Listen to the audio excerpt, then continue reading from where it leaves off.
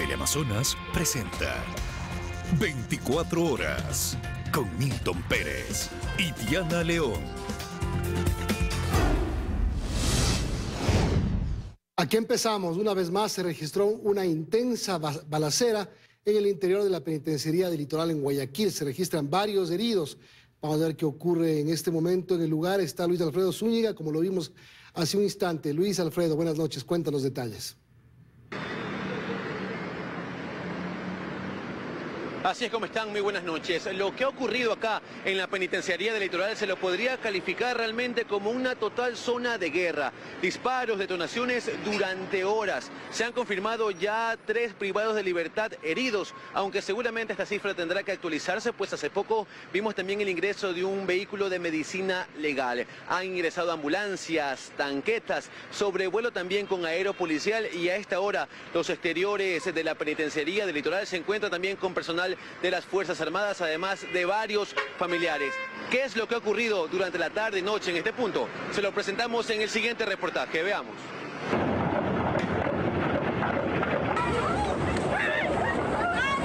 Una vez más, el caos se apoderó de la penitenciaría del Litoral.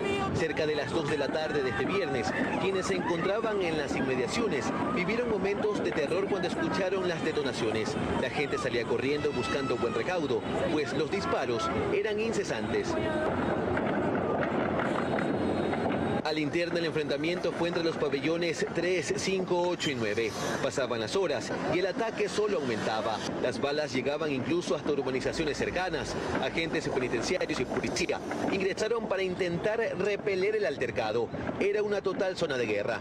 En medio de las balas se logró hacer la evacuación de los civiles que se encontraban en la cárcel, como personal de salud, construcción y demás. Varias ambulancias se dirigieron al centro carcelario, y es que el SNAI confirmó 3 privados de libertad heridos hasta el cierre de esta emisión. Videos de redes sociales mostraban cómo intentaban sacarlos mientras seguía el disturbio. ¡Date la vuelta! Al lugar ingresaron tanquetas de las Fuerzas Armadas con helicópteros de aeropolicial. Los problemas se extendieron incluso por momentos hasta la cárcel La Roca. Se conoció también el intento de fuga de reos.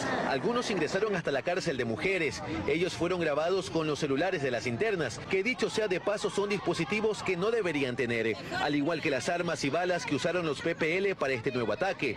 Pero una vez más, quedan en evidencia las deficiencias del sistema penitenciario.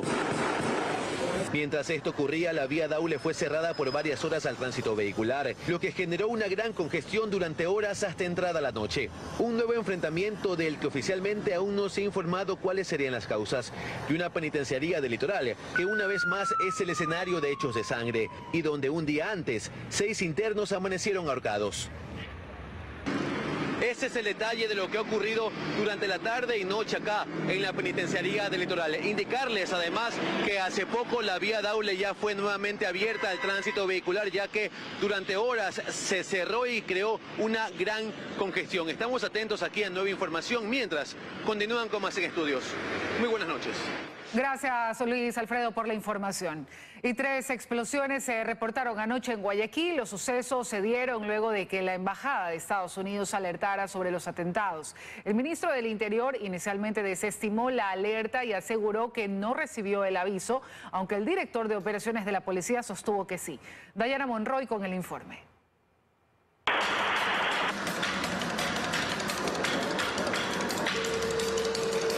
Han sido horas de incertidumbre en Guayaquil.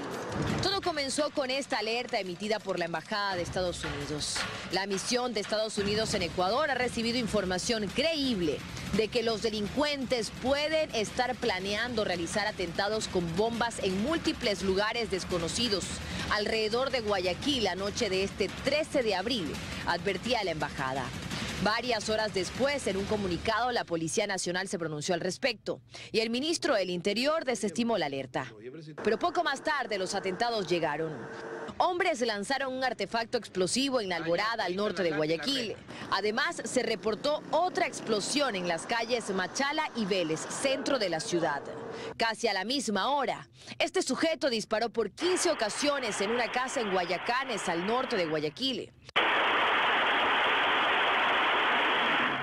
Y poco después, otro artefacto explosivo, esta vez en Pascuales, en una distribuidora farmacéutica.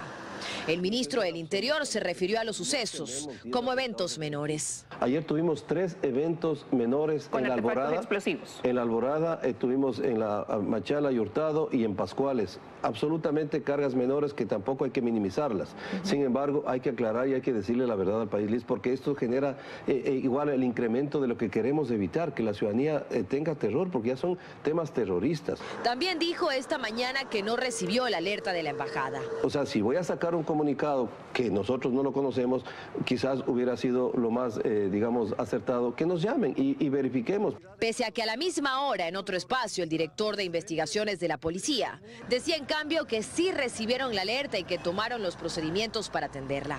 Esta mañana el ministro Zapata además aseguró que investigan de dónde salió la información. Nosotros estamos investigando quién es la fuente que reveló esta información hacia la embajada americana. Nosotros, desde el punto de vista de inteligencia, ningún oficial ha entregado, es lo que me ha dicho el director general de inteligencia en esto. Entonces hay que averiguar la fuente. Los atentados, alertados por la embajada de Estados Unidos y calificados como eventos menores por el Ministerio del Interior, dejan además de un detenido, otra noche de violencia en Guayaquil y la ausencia de tranquilidad entre los guayaquileños. Bueno, vamos al norte de Guayaquil para corroborar si dentro del marco del estado de excepción se encuentra presencia militar en las calles. Luisa María Heredia está haciendo un recorrido para verificarlo. Ahora, Luisa, cuéntanos, por favor.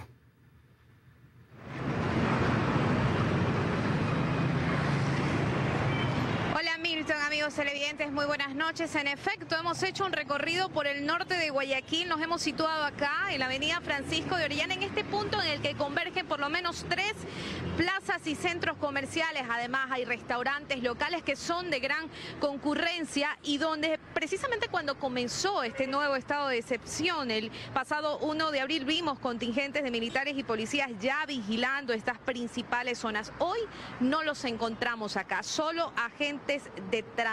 Esos operativos que iniciaron desde inicios de mes en exteriores e interiores de centros comerciales, al menos esta noche y después de lo ocurrido ayer, no se registran acá en el norte de la ciudad, donde ustedes también pueden observar, si bien hay circulación vehicular, si bien hay ciudadanos caminando, son muy pocos para tratarse realmente del movimiento de un viernes por la noche, y eso es por lo que algunos de los que pasan acá nos dicen es que se debe también al temor que sienten al salir y al verse desprotegidos, porque ellos aseguran no encontrar la presencia policial y militar que sí vieron cuando recién inició este estado de excepción. Muy cerca de aquí, a unas cuantas cuadras, incluso se encuentra una panadería que ya semanas anterior fue víctima también de un artefacto explosivo por parte de vacunadores. Esta tarde esos vacunadores lo visitaron el mismo lugar y fueron los guardias de seguridad los que intervinieron para detenerlos. Y es lo que vemos también acá, la presencia únicamente de guardias de seguridad. Así que no hemos visto esa presencia policial y militar esta noche en el norte de Guayaquil. Esa es la información a esta hora, a las 20:10. Diana, tú continúas en estudios con más noticias. Muy buenas noches. Buenas noches, Luisa María. Gracias por la información, como tú lo dices, desde el norte de Guayaquil. Camaroneros y pescadores artesanales piden acciones urgentes al gobierno ante los reiterados ataques de la delincuencia. Carlos Acoto nos cuenta que solo entre enero y marzo se duplicaron los hechos delictivos que tuvieron como blanco a las camaroneras con relación a 2022. Así quedó el vehículo de una empresa de seguridad que custodiaba a un camión que transportaba camarones. Fue interceptado por delincuentes en la vía Taura en Guayas, que con armas largas dispararon contra sus 4 ocupantes, hiriendo de gravedad a 1. Es el último hecho, pero no el único. Son las peores cifras en lo que va de la historia del sector camaronero. José Antonio Camposano, presidente de la Cámara de Acuacultura, asegura que de enero a marzo de 2023 se registró el doble de hechos delictivos de los que el sector ha sido víctima en comparación con el 2022. Incursiones a camaroneras regresaron con mucha más fuerza, se han incrementado en un 40%, se ha multiplicado en un 60% los robos a vehículos y embarcaciones del sector. El sector pesquero artesanal también es blanco de los ataques del AMPA. Según Gabriela Cruz, presidenta de la Federación de Cooperativas Pesqueras Artesanales, solo durante el primer trimestre de 2023 se supera el centenar de denuncias que pescadores han colocado en fiscalía tras ser víctimas de la delincuencia. Es tanta la delincuencia que tenemos en el mar que muchísimos pescadores artesanales solamente pescan en la orilla, regresan, van, vienen, otros no pescan. Por esto ambos sectores se encuentran golpeados económicamente. Estamos perdiendo 24 millones de dólares anual. La estadística que manejamos es que el sector, por motivo de la violencia, hechos delictivos y la inseguridad que vive, tiene un gasto de 80 millones de dólares anuales. Según la Cámara de Acuacultura, al momento se han registrado 15 eventos delictivos a nivel fluvial en Guayas y El Oro, donde 29 personas han resultado heridas. Insisten en el pedido de reforzar el patrullaje por agua, aunque conocen de cerca las limitaciones que existen.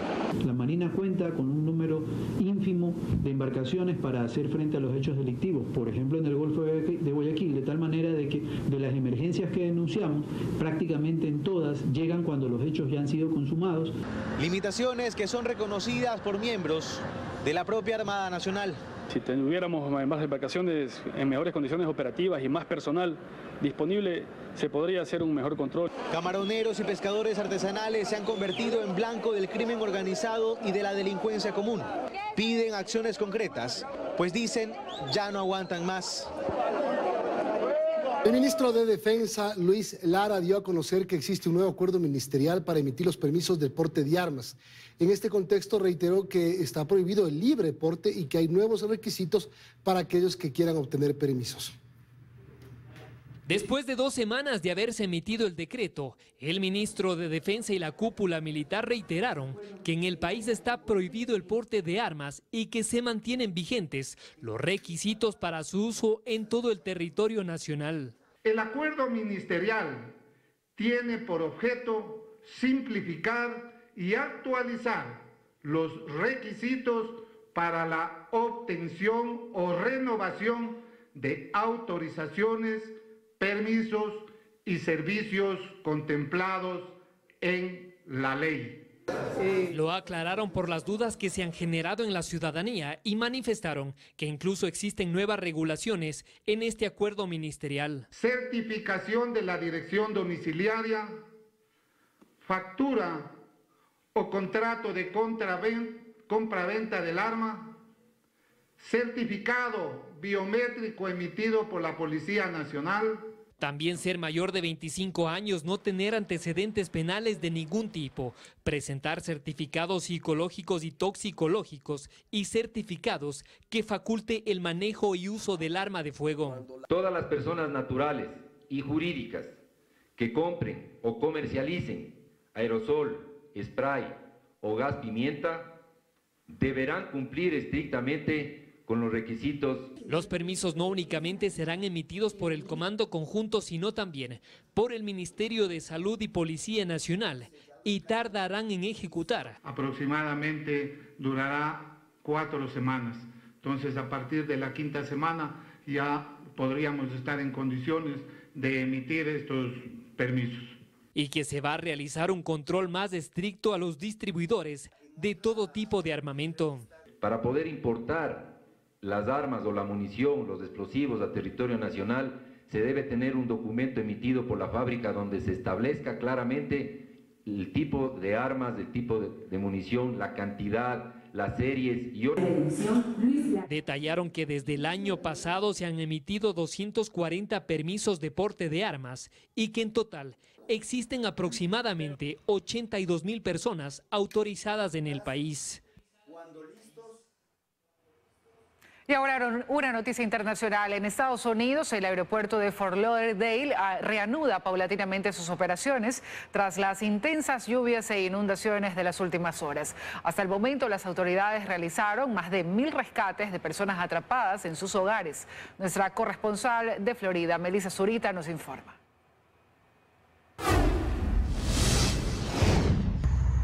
Continuamos informando desde el sur de la Florida porque durante todo el día de hoy tuvimos fuertes precipitaciones, gravísimas inundaciones, sobre todo en la zona de Fort Lauderdale, el lugar más afectado, donde los conductores debían abandonar sus automóviles y se iban nadando para ser rescatados. Muchas personas también tuvieron que abandonar sus viviendas porque la altura del agua ha llegado a cubrir todas sus casas. Lamentablemente la situación está cada vez más complicada, continúan las precipitaciones, ha caído en proporción a lo que sucede en un mes.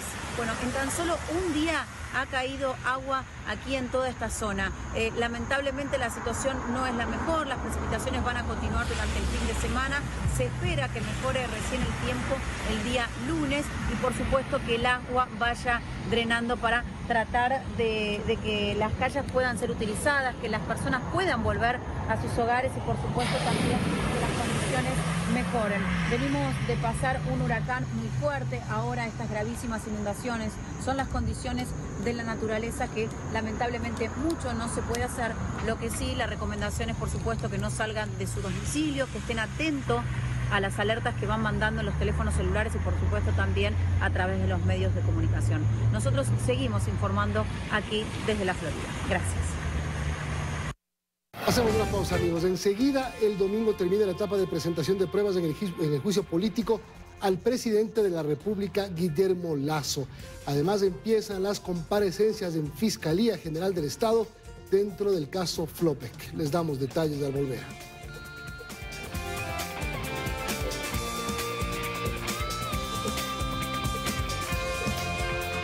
Seguimos, amigos. La Comisión de Fiscalización de la Asamblea Nacional aprobó incluir más pruebas de oficio dentro del proceso de juicio político contra el presidente de la República. Andrea Samaniego tiene los detalles de la jornada de hoy. Por unanimidad, los miembros de la Comisión de Fiscalización decidieron incluir más pruebas de oficio al proceso de juicio político contra Lasso. Solo este viernes más de 30 pruebas se incluyeron y estas fueron solicitadas en su mayoría por asambleístas de UNES. Aquí estamos pidiendo pruebas que supuestamente las partes que firmaron la solicitud de juicio político en su momento no las pudieron incorporar. ¿Y cuál es el mecanismo? Seamos honestos, el mecanismo que han encontrado es que a través de la comisión, de los comisionados, están solicitando pruebas que ya no pudieron pedir los asambleístas. Eso es clarísimo. Algo con lo que concuerda la defensa del presidente de la República. Llama mucho la atención que se planteen pruebas nuevas o una prueba nueva bajo el dictamen de la Corte Constitucional, que en el proceso de juicio político se excluya la consideración de hechos, de inferencias y de pruebas que se relacionen con los cargos primero y segundo. Los solicitantes no hemos pedido a la Comisión de Fiscalización la solicitud de prueba nueva. Pero este también fue un espacio para pedirle imparcialidad al presidente de la Comisión de Fiscalización. Están establecidos claramente los plazos, no tenemos por qué ir a buscar en el COGEP. ¿O usted quiere ser un juez como un juez de justicia ordinaria? Sabemos que usted está más apasionado que el abogado Neira para salvarle al presidente de la República. Si usted viene a mi comisión, a esta comisión, a decir que el presidente de la comisión está defendiendo al presidente de la República, yo también podría decirle que usted está defendiendo a Amazonas Tankers. Así es que yo le invito a que sea muy responsable. Además, Villavicencio anunció que todo el proceso será enviado a la Corte Constitucional para que haga seguimiento de su dictamen. Como establece el artículo 149, les invito a que lean, de la Ley Orgánica de Garantías Jurisdiccionales y Control Constitucional, quien califique y valide el cumplimiento estricto por parte de la Comisión de Fiscalización y del Parlamento ecuatoriano de su dictamen de admisibilidad parcial del juicio político. Lo que se hace en esta comisión y después va al Pleno jamás va a regresar a la Corte Constitucional. El Ejecutivo también hizo este pedido a la Corte Constitucional y ahora se está a la espera de que entregue la prueba de descargo hasta este domingo. Mientras tanto, una vez que concluye el periodo de prueba, el martes de la siguiente semana se reunirá la comisión para aprobar un cronograma de comparecencias. Y hay puntos divergentes sobre el papel que debería jugar la Corte Constitucional durante el juicio político al presidente Lasso en la Asamblea. María Gracia Acosta nos recuerda por qué razones el legislativo debería limitarse a destituirlo. Caso contrario, la Corte Constitucional debería actuar. Aferrándose estrictamente a lo dicho por la Corte Constitucional, el juicio político contra el presidente de la República debe fundamentarse solo en el conocimiento de irregularidades que existían en el contrato de Flopec y Amazonas Tankers, según el constitucionalista Rafael Ollarte. No puede destituirle por otra cosa que no sea peculado. La Corte los puede destituir. Eso es incumplimiento de informe, de dictamen de la Corte, pues tampoco seamos tan salvajes, pues. Y según el constitucionalista José Chalco Salgado, lo que ha sucedido y sucede en el legislativo deja mucho que desear. Yo creo que el juicio político desde su inicio ha sido un sainete. Si usted se distancia del cumplimiento, empieza a ingresar otros elementos, nuevas pruebas, nuevos elementos de convicción, nuevos hechos, usted está alejándose del cumplimiento del dictamen. Ahora, hablando del supuesto de que la Asamblea destituya a Lasso por otras causas, ¿cuál sería el rol de la Corte Constitucional? ¿Puede dejar sin efecto los actos que son producto del incumplimiento? Sí, sí, claro, sí puede hacerlo. Pero cuidado con lo que dice la Corte. Ni los jueces ni la Corte Constitucional se pueden inmiscuir en el proceso de juicio político. O sea, esto es después. A ver, el único incumplimiento que podría existir acá es que usted, en vez de destituirle por la causal 3, peculado, le destituya por la 1 o 2, concusión. Yo creo que al final los actos estarán consumados. Precisamente la Corte es ahora el momento protagónico que tiene para frenar al poder de los votos. En lo posterior es muy difícil que pueda restituir en el cargo al presidente de la República porque habrá operado ya la Constitución con el proceso de sucesión, ¿no? Y mientras tanto, José Chalco les recuerda que la Corte Interamericana de Derechos Humanos ya se ha pronunciado por excesos en trámite en destituciones a tribunales constitucionales de Perú y Ecuador, un precedente y estándar. So pena de sanciones posteriores y responsabilidad internacional posterior por incumplir con los estándares de la Corte Interamericana. Si avanzará el trámite en la Asamblea mientras, según Ollarte, el propio presidente afecta su defensa ante la Comisión de Fiscalización. Si la Comisión de Fiscalización, si los acusadores cometen un error, ¿cuál es el deber de la defensa? Avisarle que está cometiendo un error. Cuando el contrario comete un error, usted se queda callado. Si quiere, se ríe para adentro. Así las posturas mientras se recuerda que la Corte Constitucional debe ser garante y guardián de la aplicación de la Constitución. Y hoy se iniciaron las versiones dentro de la investigación previa en el llamado caso Flopec. La exgerente que denunció supuestas irregularidades fue la única que asistió. Daniela Valencia estuvo ahí para contarnos. Luego de 2 años de la apertura de la indagación previa, las diligencias por el delito de peculado en el denominado caso Flopec se retomaron en la Fiscalía General. Este viernes debían acudir a rendir su versión 3 exgerentes de la flota petrolera ecuatoriana. Solo una llegó. Precisamente quien en 2021 denunció presuntas irregularidades en la contratación de buques y la relación de distintos acuerdos comerciales con los socios de la empresa. La exgerente Pilar Ferri Moncayo amplió su versión por 2 horas. A su salida aseguró que insistió en los temas presentados en su denuncia, donde se establece, por ejemplo, que se realizaron 13 contrataciones de buques con tarifas superiores al mercado. La exfuncionaria recalcó que no podría dar una cifra de a cuánto ascendería el perjuicio, pues debería determinarlo el Departamento Financiero. En el caso del 2020 realizó la auditoría de Deloitte & Touche y este informe ya es público y ahí, por eso pasó los datos ya corregidos de una supuesta utilidad de 55 millones a una pérdida de 13 millones. No obstante, en su denuncia se adjuntó como uno de los hallazgos una proyección de una posible pérdida de más de 112 millones para los próximos 4 años, pues se habrían contratado buques por periodos largos a tarifas altas, sin posibilidad de negociación. La defensa de la exfuncionaria resaltó que ella fue quien destapó esta situación y agradeció que por la coyuntura nacional se haya impulsado la investigación. Porque estamos hablando de un problema de millones de dólares que a la larga tendrán que ser descubiertos, tendrán que caer los responsables. Este viernes también debían acudir los exgerentes de Flopec, Jaime Condoy, quien habría modificado las condiciones del contrato inicial, y Johnny Estupiñán, quien inició el proceso de terminación del contrato, pero se retractó. Estas diligencias se dan en medio de un proceso de juicio político en la Asamblea Nacional en contra del presidente Guillermo Lasso, y cuya causal estaría relacionada con el contrato de Flopec. corto, Shakira se llevó hasta un árbol de su casa de Barcelona. No le dejó nada a Piqué, perdón que te salpique.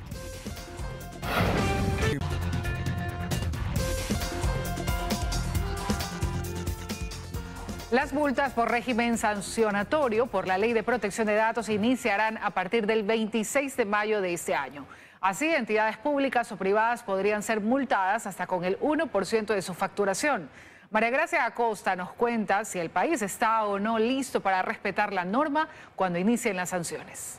La Ley de Protección de Datos entró en vigencia tras su publicación en el Registro Oficial el 26 de mayo de 2021. 2 años después, las empresas públicas y privadas deben estar listas para cumplir con la normativa, pues al vencerse el plazo, iniciarán las multas. Así lo explica el abogado experto en Derecho Digital, Andrés Castillo. Este tiempo de vacancia legal que se dio, se otorgó justamente para que los responsables y encargados del tratamiento de datos puedan adecuar sus prácticas a los preceptos establecidos en la norma para la protección de derechos personales. Esta ley tiene por objetivo garantizar el derecho a la protección de datos personales y para lograr este fin las empresas tuvieron tiempo para prepararse. ¿En qué? Hugo Vera, gerente general de B-Solutions, nos lo recuerda. También implica temas tecnológicos que tienen que ser implementados dentro de las organizaciones para que no ocurran estas sanciones. Ahora, fíjense que esto también implica temas de inversión que pueden ser a corto y largo plazo. Al vencerse el plazo, el 26 de mayo, comienza el régimen sancionatorio,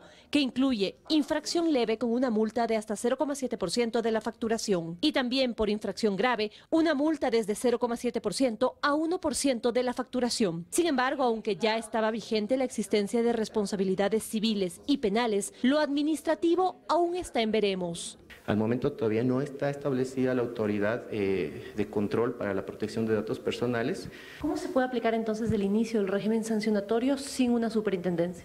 El régimen sancionatorio todavía estamos dentro del plazo que ha establecido la ley como una vacatio legis, pero se necesita que exista esta autoridad de control para la aplicación de las infracciones. Lo que tiene que ser protegido y lo que más se habla es el tema de tus datos, los datos de cada persona. Estamos hablando de cédulas de identidad, estamos hablando de números de teléfono. El nombramiento de la autoridad debió darse hace meses, pero todavía no se habla de ello ni tampoco se conoce una terna. La recomendación de los expertos es que todas las empresas para las que esta norma es transversal se preparen, pues esto también toma tiempo. Son proyectos que en el mejor de los casos pues te toman entre 3 meses, 6 meses, incluso esto se puede extender años, ¿no? Y aunque muchas empresas ya hayan iniciado los procesos, para la mayoría, especialmente del sector público, es una tarea aún pendiente.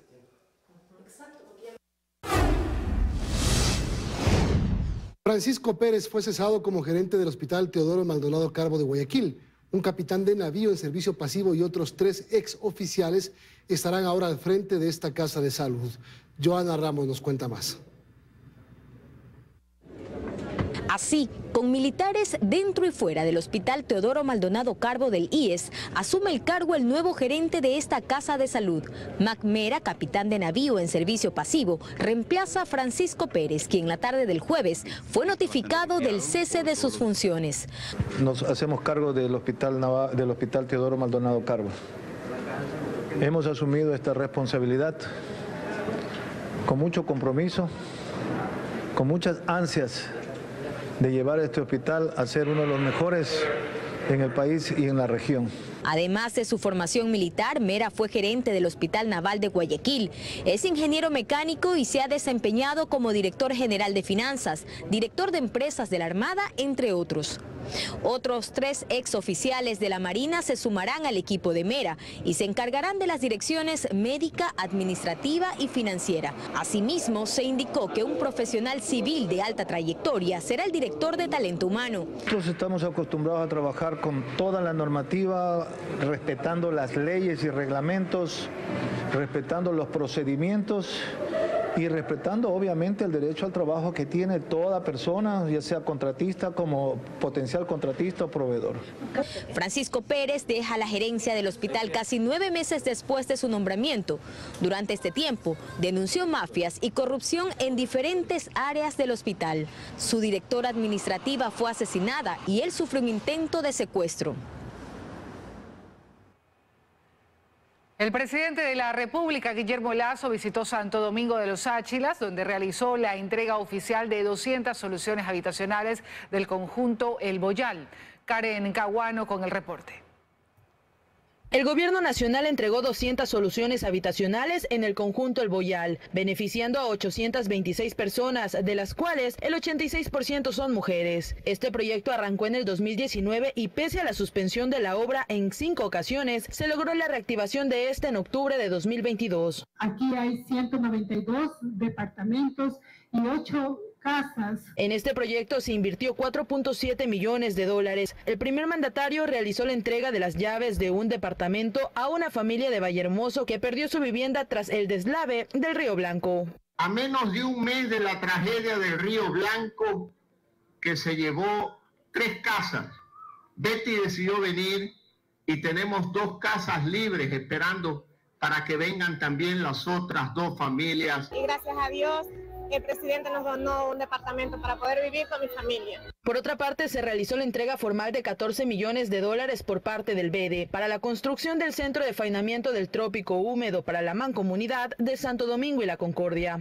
Ahí podrán procesar los cárnicos con altos estándares de higiene. Este proyecto, esperado por más de una década, beneficiará a un poco más de 600,000 habitantes.